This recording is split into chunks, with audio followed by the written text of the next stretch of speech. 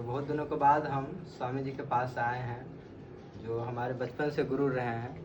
तो आज मेरे मन में बहुत ही गजब का सवाल आया है कि स्पेशली आजकल के ज़माना में जहाँ पे लाइफ एक्सपेक्टेंसी यानी जो हमारी उम्र है बहुत घट रही है। तो योगी लोग इतने सालों सालों तक जीते थे, कई सालों तक। ऐसा कहा जाता है कि 400-500 सालों तक, जैसे देवराहा बाबा, ऐसे बहुत सारे योगी हुए जो बहुत सालों तक जीते थे। तो उसके बारे में हम लोग आज जानने वाले हैं कि आखिर प्राणायाम का कौन सा टेक्निक है या योग की कौन सी विधि है जो योगियों को इतना दिनों तक उनको जिंदा रखते थे, या शरीर उनका इतना दिनों तक प्रकृति में रहता था। अब जवाब देंगे स्वामी जी, हमारे गुरु जी। ठीक। असल में जो योग है, योग तक पहुंचने के कई रास्ते हैं। उसमें से ये जो चीज़ है, ये हठ योग को फॉलो करने वाले, अनुसरण करने वाले लोगों के साथ ज़्यादा हुआ है। जिन लोगों ने भी हठ योग की क्रिया, मतलब क्रिया योग क्रिया योग का मतलब लाहिड़ी महाशय का नहीं, जो क्रियाओं के जरिए उस अवस्था तक जाते हैं उसकी, उन लोगों को ऐसी स्थिति में ज़्यादा देखा गया। अब इसका कारण क्या है कि ये जो शरीर है ये एक यंत्र की तरह है। हम सामान्य जीवन में देखते हैं कि जैसे इसका एक्सेप्शन अलग बात है, जैसे इसका जो उपयोग करता है उसी तरह से शरीर उसका साथ देता है। कोई बहुत ज़्यादा यदि शराब पी रहा है उसका लिवर डैमेज होगा, कोई ठीक लाइफ स्टाइल पर चल रहा हो तो उसका लाइफ देखो। जैसे फौज आर्मी में लोग होते हैं, ठीक समय पर उठना, एक्सरसाइज करना, तो उनकी फिटनेस देखो, शरीर देखो। कोई योग वगैरह कर रहे हैं तो देखो 80 साल में, 90 साल में भी उनका लचीलापन या इस तरह की खान पान ठीक है।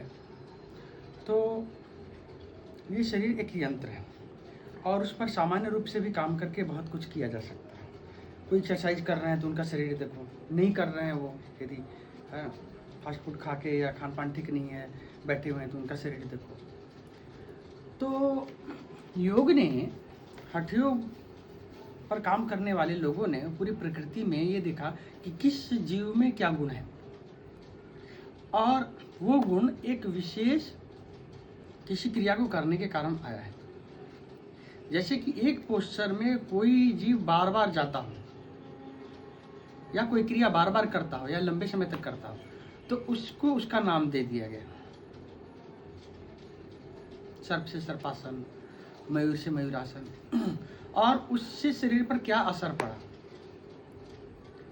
और उसको हम कैसे कर सकते हैं, किस तरीके से। तो एक एक जीव को लेके बहुत गहन अनुसंधान किया गया, सिर्फ श्वास की बात नहीं है। अब जैसे कि मयूरासन पर बहुत से लोगों ने अनुसंधान किया पीछे, और वो बात हम तक भी आई, हमने देखा मयूर क्या करता है, विषभोजी होता है। मयूरासन यदि किया जाए ठीक तो आपका पाचन तंत्र बहुत ही स्वस्थ हो जाएगा, और एक समय सीमा के से ज़्यादा आप कर लेंगे उसको तो आप कैसे ही भोजन को पचा लेंगे और विष को भी पचा लेंगे, ये भी कहा जाता है। यानी वो समय सीमा क्या, फिर वो अलग बात है। तो बहुत से ऐसे क्रियाओं को बहुत दूर तक ले जाके, एक घड़ी या के, अब मैं तो बस थोड़ा थोड़ा बता दूं कि पूरा तो मैं नहीं, लेकिन थोड़ा कि एक घड़ी से लेके और एक पहर तक के बीच के समय में कई अनुसंधान किए गए हैं, इसी क्रम में करीब करीब एक घड़ी से, है ना, एक पहर तक। तो अब उसी तरह से प्राणायाम पर भी बात हुई है। अब ये पूरा जो हमारा शरीर तंत्र है ये चल रहा है यदि किसी एक चीज़ पर, तो श्वास, और श्वास पर काम करके हम, आसन पर तो हम काम करते ही हैं, ठीक है, एक आसन पर काम करके हम श्वास को और सारे रक्त प्रणाली को प्रभावित करते हैं। उसके साथ साथ हम जब श्वास पर काम करते हैं तो हम श्वास के जरिए रक्त प्रवाह पर काम करते हैं, और रक्त प्रवाह जो है, ब्लड सर्कुलेशन, फिर एक एक कोशिका को हम प्रभावित कर सकते हैं, ठीक। तो अब स्वरयोग और कई जगह देखेंगे हम, तो श्वास आपकी कितनी गहरी है, कहाँ तक श्वास जा रही है बाहर और अंदर, ये भी जो है कहा गया किस देश तक जा रही है, कितने अंगुल तक जा रही है। तो सीधी बात है, हम देखेंगे जिस भी कार्य में श्वास बहुत तेज चल रहा है, श्वास एक लय में नहीं है, उसमें हमारी ऊर्जा की खपत ज़्यादा होगी। और जिस भी चीज़ में श्वास को हम एक लय में ले आएँ, चाहे जिस भी कारण से, अच्छा ये ध्यानियों के साथ भी होता है, धीरे धीरे श्वास धीमी हो जाएगी, स्थिर हो जाएगी होता है। अब कॉन्शियसली कंट्रोल जो है वो करते हैं हठ योग में। जब हम कॉन्शियसली कंट्रोल करना शुरू कर देते हैं इस चीज़ को, तो हर एक कोशिका पर हमारा नियंत्रण होने लगता है। समझ लेना, हम वही कोशिका, वही सेल जो शायद 24 घंटे में समाप्त हो जाएगा, वो उस श्वास के अभ्यास के चलते एक योगी का जो 1 घंटे में समाप्त हो, शायद 3 दिन में हो, 3 महीने में हो। अच्छा, इसमें एक और बात होती है, जैसे सेल निर्माण एक एज के बाद कम होता चला जाता है। जब हम श्वास पर काम करते हैं या और भी कई चीज़, मुद्राओं पर भी, जैसे खिचड़ी वगैरह के काम करते हैं, तो होता ये है फिर डिटॉक्सिन होने लगता है। जैसे कि एक छोटा सी नियम कहा जाता है कि यदि विषैला कोई चीज़ आपको सांप वगैरह काट ले तो उसको सोने मत दीजिए, तो क्या होगा, 24 घंटे के अंदर अपने आप शरीर पॉइजन फेंक देगा। उसी तरीके से यदि हम श्वास का अभ्यास करते हैं, 1 मिनट कहा जाता है, 1 मिनट के अभ्यास का प्रभाव 24 मिनट होता है। क्योंकि ऐसा थोड़ा है कि आपने यदि 10 मिनट के लिए एक्सरसाइज किया है तो 10 मिनट ही आपके शरीर पर पड़ा, उसी से तो मसल्स बन रहा है, आपके शरीर में ताकत भी आ रही है। यदि आप 10 मिनट के लिए एक्सरसाइज कर रहे हैं तो वो जो ताकत आ रही है पूरे दिन काम आ रही है आपके।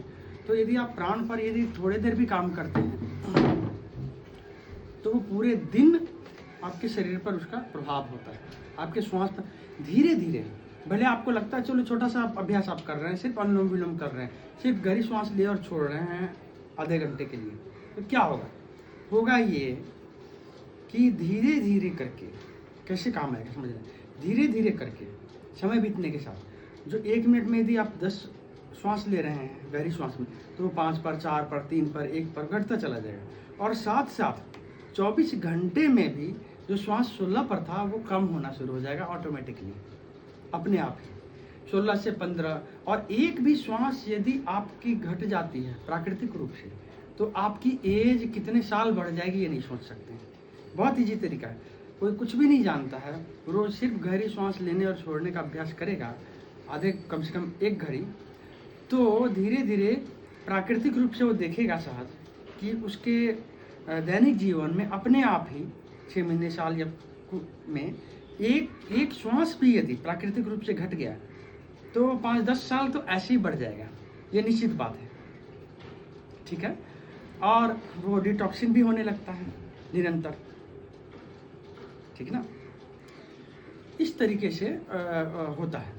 फिर मुद्राओं के जरिए भी होता है, जैसे खिचड़ी वगैरह, तो खिचड़ी में भी वही है कि जीवा जब आपके ऊपर जाती है तो श्वास धीमी होने लगती है, और धीमी होते होते वो रुक जाती है, और फिर उसका प्रभाव तो खिचड़ी करने वाले बहुत करते भी हैं अभ्यास, पढ़ने की बात नहीं, और नहीं भी करते हैं, क्योंकि अपने आप श्वास का है ना वो हो रहा होता है प्राण नियंत्रण।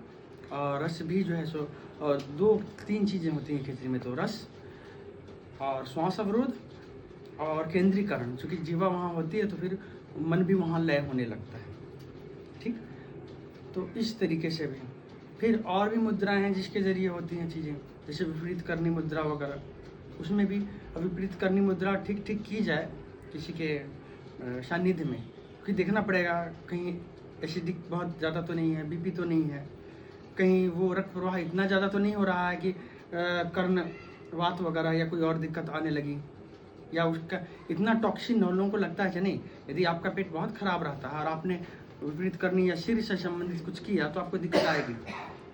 अब वो आपको बीपी बढ़ सकता है, नर्वस सिस्टम से संबंधित कुछ हो सकता है, नींद आपकी खराब हो सकती है हमेशा के लिए, आप डिप्रेशन में जा सकते हैं, क्योंकि ये सारा तो सिस्टम है। ये जो हमारा सोचना भी है, मन को भी हम ये नियंत्रण करें। यदि शरीर बहुत अस्वस्थ है तो हम कहाँ ठीक रह पाते हैं, मन पर प्रभाव पड़ता है उसका। शरीर स्वस्थ है तो मन का प्रभाव शरीर पर पड़ता है निश्चित रूप से। तो आपका शरीर यदि अशुद्ध है और आपने एक खास लय में कोई क्रिया की तो आपके मन पर उसका प्रभाव पड़ेगा। तो इसलिए ये देखना होता है, उसके लिए शरीर शुद्धि करवानी होती है, देखना होता है किसी में पित्त कफ या कोई भी या बात कौन सा उसकी प्रकृति है, और प्रकृति है तो कैसे उसको बैलेंस किया जा सकता है षटकर्म के द्वारा, औषधियों के द्वारा या किसी विशेष क्रिया के जरिए। फिर एक किसी मुद्रा या किसी प्राणायाम या दोनों के सम्मिलित प्रयोग से हम अपने शरीर के कैटाबोलिक मेटाबॉलिक रेट को प्रभावित, चयापचय गति जो कहते हैं बायोलॉजी में, उसको प्रभावित करके, तो दो चीज़ें होती हैं, एक तो जो आपने किया वो दिन भर प्रभाव रहेगा, और उसका आपका प्राकृतिक रूप से श्वास 24 घंटे कम हो जाएगा, उसका असर पड़ेगा। एक श्वास, 1 मिनट में एक श्वास भी प्राकृतिक रूप से कम होना बहुत बड़ी बात है। देख लो ना, जब तुम देखोगे जीवों का, तो जो 14 श्वास पर हैं वो शायद 100 से 120 जी रहे हैं, जो 10 हैं वो 125 जी रहे हैं। तो 1-2 श्वास के अंतर से ही देख लो ना, मनुष्य 16 ले रहा है तो 100, और कछुआ 4 तो 400। तो एक श्वास कम होना भी प्राकृतिक रूप से बहुत लंबी आयु में ले जाएगा। ऐसा नहीं कि उस समय तुम कर रहे हो, सिर्फ तुम आधे घंटे श्वास यदि रोक लिए तभी फायदा होगा, ऐसी बात नहीं है। वो तो बहुत ये बात है। और आज के समय में मैं नहीं बताता, क्योंकि प्राकृतिक वातावरण बहुत दूषित हो गया है, श्वासावरोध से दिक्कत हो गई। तो सिर्फ गहरी श्वास लेने छोड़ने से भी, और किसी के सानिध्य में और भी तरीके हैं, लेकिन जो ऐसे बोला जा सकता है, तो उससे प्रभाव पड़ेगा। और दूसरी बात, जो अशुद्धियाँ हैं वो अपने आप ही कि डिटॉक्सिन आपका होने लगेगा, अशुद्धियाँ बाहर जाने लगेंगी, जो गंदगी है वो जलने लगेगी उस अभ्यास के प्रभाव से। प्राणायाम को तप कहा गया है, तपना मतलब अग्नि में कोई चीज़ रख दिया जाए तो जल जाएगा, अशुद्धि जल जाएगी, अशुद्ध चीज़ हाँ, तो वो स्वर्ण निखरेगा। और प्राणायाम को बहुत ज़्यादा महत्व दिया गया है। कहते हैं ना, ततो क्षीयते प्रकाश आवरणे, पतंजलि योग दर्शन में है। मैंने तस्मिन क्षति श्वास प्रश्वास और गति विच्छेद के बाद कि श्वास प्रश्वास, तो क्या होता है उससे कि आपके प्रकाश का आवरण जो है, प्रकाश पर जो आवरण है, कोई प्रकाश है जिस पर आवरण है, वो प्रकाश का आवरण हट जाता है। हाँ, तो ये जो है ना, वो जो तमसोमा ज्योतिर्गमय मृत्युर्मा अमृतम गमय, तो जो वो जो तमस है ज्योति पर, तमसोमा ज्योतिर्गमय, तमस से ज्योति की तरफ, तो ज्योति मिलेगा तो क्या होगा, मृत्युर्मा अमृतम, वो जो प्रकाश है वही रास्ता है अमृत का। तो तुम देखो ना, जो जीवन प्रकाश ही है, तुम कहाँ खींचते हो, चमकती हुई चीज़ की तरफ, जो जितना और जो जितना ओजस्वी है, तेजस्वी है, प्रकाशित है। बच्चे में देखो ना कितना प्राकृतिक रूप से यंग है, प्राकृतिक रूप से प्रकाशित है ना, ऊर्जा है उसमें, ओज तेज है। हमें क्या खींचता है कहीं कहीं, तो ठीक ठीक तप होगा, ठीक ठीक वो प्रकाश तक तुम पहुँचोगे किसी भी माध्यम से, तुम्हारी ऊर्जा ठीक होगी तो प्रकाश होगा, वो खींचे, वही तो चुंबक है। और उसी ऊर्जा का तुम उपयोग करो किसी भी चीज़ के लिए, किसी को हील करने के लिए, किसी भी कार्य के लिए, जितने तुम ऊर्जस्वी होगे। तो प्रकाश जो है, प्रकाश तक पहुंचने के लिए प्राणायाम बहुत बड़ा साधन है। जितना जितना तुम प्राण पर काम करोगे, इसीलिए हठ योग का आधार एक तरह से प्राणायाम है, और उसके कई तरीके हैं, है ना, ऐसा नहीं कि सिर्फ ये, लेकिन कई तरीके हैं। लेकिन हठ योग का आधार, हठ योगी वही जो प्राण के रहस्यों को जानता हो, कम से कम उतना तो जरूर कि वहाँ तक वो उसके पास रास्ता हो और उसको झलक मिल रही हो और किसी को दिलवा भी सके। और यदि आपके पास है तो भले थोड़ी देर के लिए भी सही, लेकिन आप अनुभव जरूर करवा जा सकते हैं। जैसे मेरे पास है कोई चीज़, हाँ गाड़ी, तो हम कुछ नहीं तो थोड़ी देर के लिए तुम घुमा सकते हैं, भले दे न सकें, ठीक है ना। तो सीधी बात है, ये प्रैक्टिकल बात है। ऐसा नहीं होता कि है कहने की बात जो है ना, बात बहुत बड़ी बड़ी, ये जी है वो जी है ना, ये अस्त्र वो अस्त्र, और एक प्रेत भी नहीं खड़ा है। ये होता है ना, बात करने से क्या होता है, बस सामने प्रत्यक्ष कुछ भी नहीं है, ऐसे बस हवा में बातें, तो हवा में बात नहीं होती। और प्रायोगिक रूप से करने और समझने के लिए बहुत मेहनत करनी होती है, और एक दिशा में निरंतर करनी होती है। नहीं तो कभी कुछ बना ली, कभी पूर्व चले गए कुछ, कभी पश्चिम चले गए, कभी कुछ, कभी गायत्री कर लिए तो कभी इधर कुछ कर लिए, तो कभी कहीं चले गए, तो ऐसे नहीं होता है। तो कुछ भी किया बेकार नहीं जाता है, लेकिन वो रिजल्ट नहीं आ पाता है